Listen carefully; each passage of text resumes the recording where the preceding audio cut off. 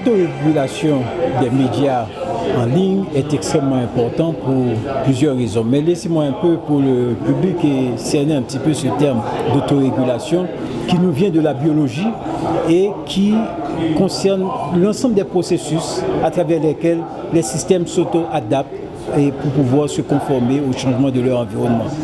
Et en ce sens, les médias numériques sont aujourd'hui dans des espaces dans lesquels il n'y a pas de garanties normatives qui sont clairement données par rapport à cette nouvelle position qu'ils occupent, puisqu'ils appartiennent, ils sont placés sur des serveurs qui ne relèvent pas de la juridiction dans laquelle ils se trouvent traditionnellement, leurs lecteurs ne s'y trouvent pas généralement, etc.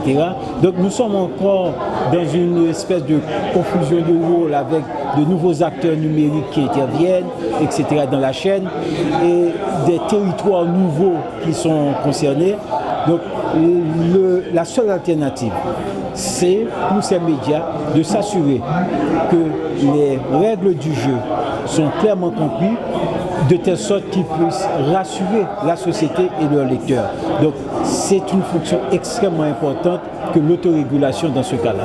Ce qui est d'Haïti, d'abord généralement, et moi je dis, on devra s'entendre quelque part sur la définition du terme médias en ligne, médias sociaux, etc. Et il y a un changement de paradigme et il faut l'aborder avec un regard nouveau pour bien, si l'on veut, effectivement agir sur le futur avec beaucoup d'intelligence. Cependant, nous dirons que être en ligne, les sites qu'ils développent étant une extension de ce qu'ils sont aujourd'hui de manière traditionnelle, les règles qui s'imposent de manière traditionnelle sur leur territoire s'appliquent nécessairement en ce qui concerne ceux qui interviennent sur le même territoire. L'autorégulation est aussi une obligation. Le seul rappel que je voudrais faire, c'est que l'autorégulation est un complément par rapport à la régulation. Il n'y a pas une alternative autorégulation ou régulation.